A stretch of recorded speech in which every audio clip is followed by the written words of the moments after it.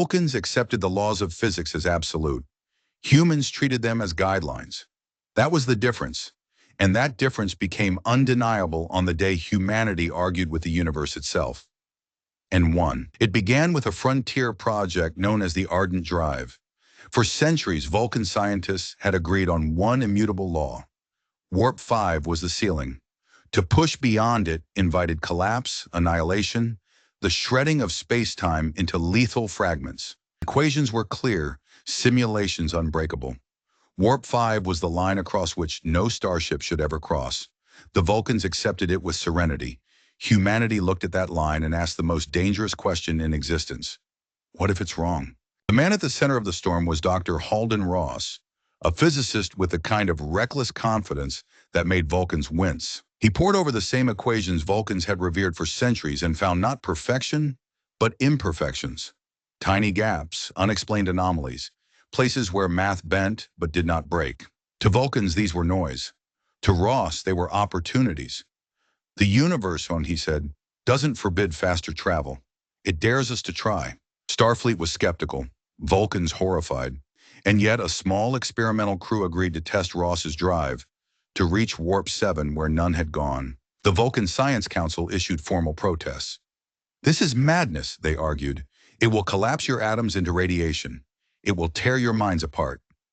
Ross only grinned and replied, then we'll hold together anyway. The test flight launched from Proxima Station under a veil of secrecy. Vulcan observers attended, certain they were about to watch a catastrophe that would vindicate centuries of logic. The ship accelerated past Warp 5. Sensors screamed. Space bent like molten glass. At Warp 6, probability demanded implosion. At Warp 6.5, Vulcans braced for silence.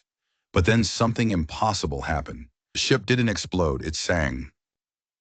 That was how the crew described it afterward.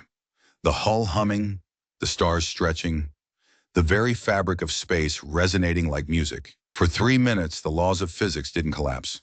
They opened. The vessel reached Warp 7, coasted beyond the edge of possibility, and then returned intact. Humanity had not just broken the ceiling, they had rewritten the floor beneath it. The Vulcan observers were stunned. Their equations had been perfect. Their logic had been flawless. And yet reality had bent in the hands of dreamers who refused to obey. It was as if the universe itself had paused, considered humanity's challenge, and then stepped aside. But the test was more than triumph. It was revelation. The Ardent Drive became a symbol of what humans did better than anyone, refusing to accept limits. To Vulcans, laws were absolutes. To humans, they were puzzles to be solved, questions to be argued, boundaries to be tested until they gave way. Not everyone celebrated. Vulcan leaders feared the consequences.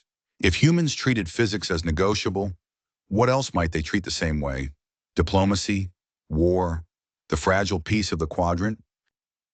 Yet in private, Vulcan philosophers admitted a truth that made them uneasy. Perhaps the Federation needed exactly this kind of defiance. A union led only by logic would stagnate. A union led by humans might fall, yes, but it might also fly higher than any of them had dared. Dr. Ross later told interviewers something that echoed across the Federation. The universe isn't hostile, he said. It isn't friendly either. It's waiting, and it respects the species that has the courage to argue with it. That sentence spread like wildfire, translated into a dozen tongues, quoted in the halls of government, carved onto the bulkheads of starships. To many it became humanity's motto, the willingness to argue with the impossible until it surrendered. And so, when Vulcans were asked why they let humans run the Federation, they sometimes told the story of the Ardent Drive. Not because it was the most logical decision, but because that day, Vulcans witnessed something they could never achieve themselves. Humanity challenging the universe like an equal, and the universe impossibly listening.